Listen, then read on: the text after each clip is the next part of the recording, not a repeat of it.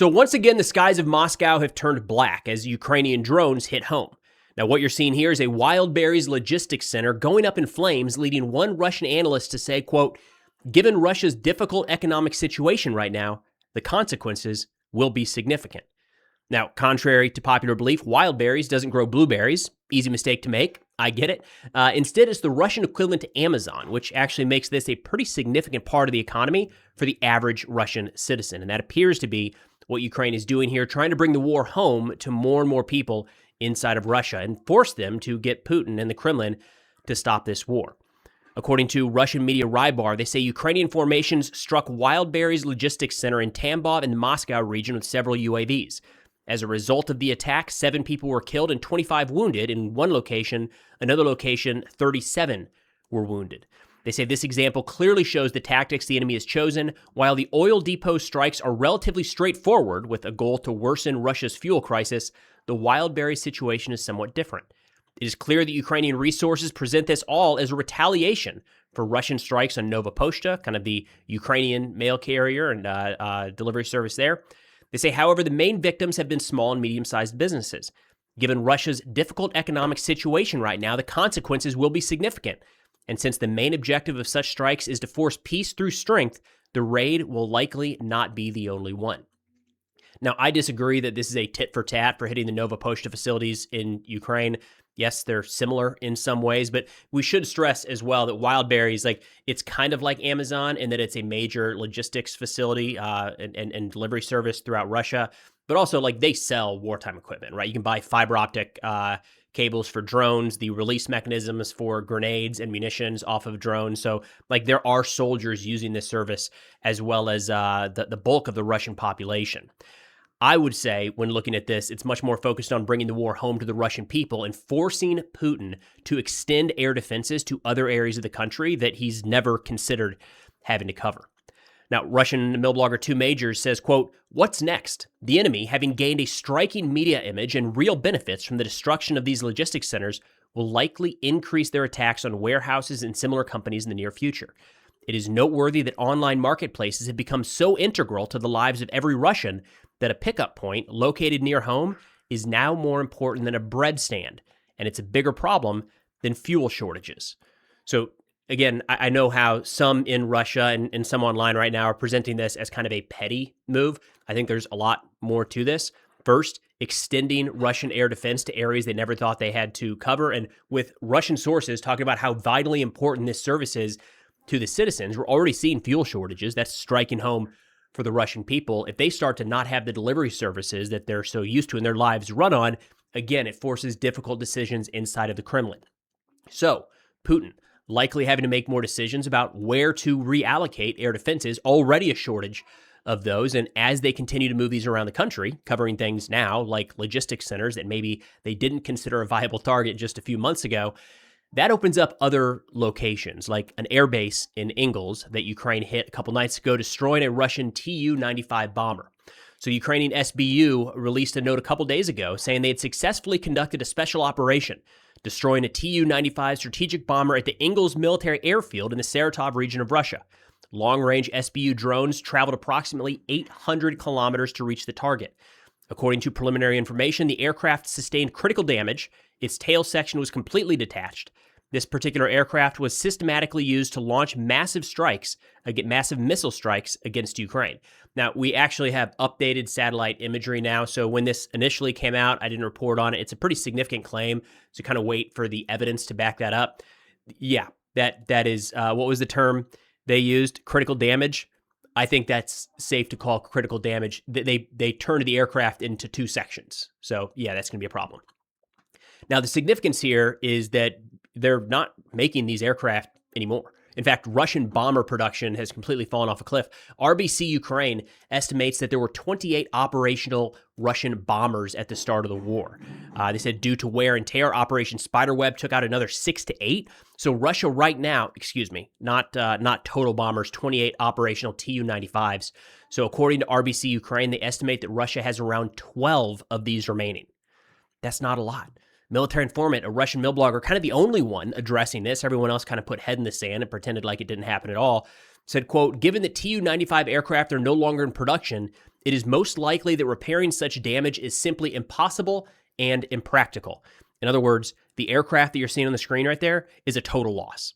Now, the reason that this is so significant is we've got the Tu-160s that Russia has been developing. Very few of those coming out every year, fewer and fewer, and they're behind schedule by all accounts. And then Russia really stopped producing the Tu-22s. Right now, they're only focused on modernizing that fleet. So we have seen the Russian strategic air fleet just completely evaporate over the course of this war against a country that really isn't flying aircraft into Russian territory at all, or they're not. Not like with few exceptions, they're not.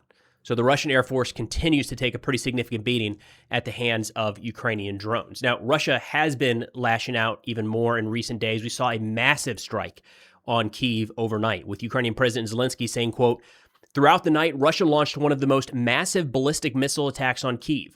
The enemy fired more than 40 missiles of various types, most of them targeting the capital, and 120 attack drones."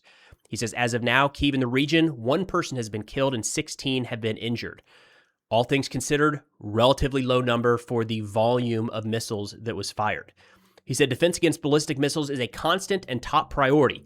Interceptors are needed every day, and I'm grateful to everyone who takes our agreement seriously and ensures the supply of anti-ballistic systems. These systems are literally saving lives during every Russian massive attack. Now, the Russian side here, the Ministry of Defense put out some notes talking about what they targeted, and they said, as usual, that everything they went after was Russian or Ukrainian defense industry. They called out a couple different locations here, saying they hit the Kyiv aggregate and component enterprise of the radio electronics industry, Kyiv rocket and space industry enterprise, Kyiv 90, Oakline Kyiv, and then a Kyiv sorting center for Nova Poshta. Again, the delivery service mentioned earlier as, Russia is going after these, so Ukraine goes after logistics centers, kind of how Russia is framing that in a sense.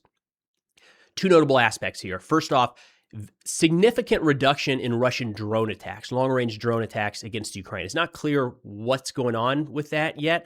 There's a part, it wasn't long ago we were seeing 300, 400, 500 Shaheds fired into, or Goran-style drones fired into Ukraine every night. It's been a while since we've had an attack that big, and this one included 120, which is a big number, but compared to what it was just a few months ago, it's notably less. And we were on track to expecting, 1,000 drone attack nights.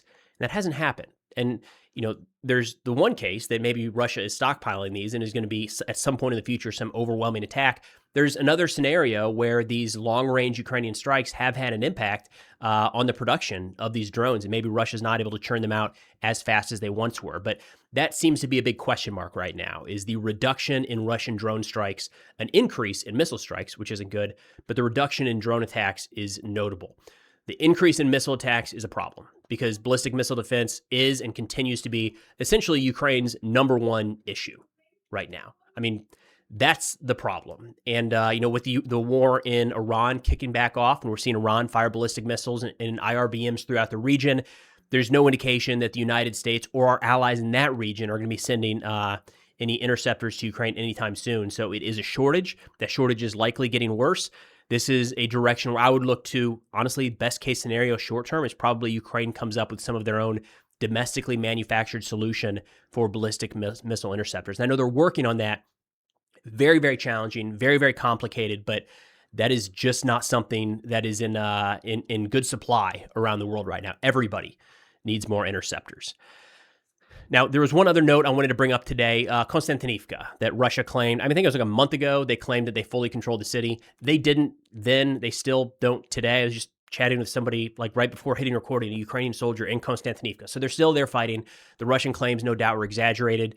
The 425th Skala, 425th Separate Assault Regiment, released a video yesterday showing their soldiers conducting a flag planting operation in Kostiantynivka. So the way that I would interpret this is just kind of verification that fighting for that city is still very much ongoing. Russia was very premature in claiming complete control over Kostiantynivka. They're still not there today.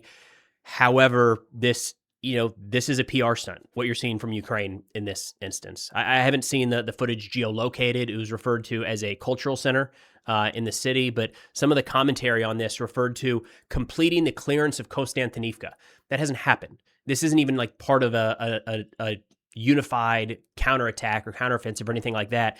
it looks like what we've seen in many other areas when Russia claims ownership of an area early. Ukraine takes advantage of that, eliminates a few Russian soldiers, raises the flag to directly contradict the Russian claims and move on. So that's about where I would leave that. Just verification that Russia exaggerated control of that city, but it's a far cry from Ukraine taking it back or even in the process of trying to take it back right now.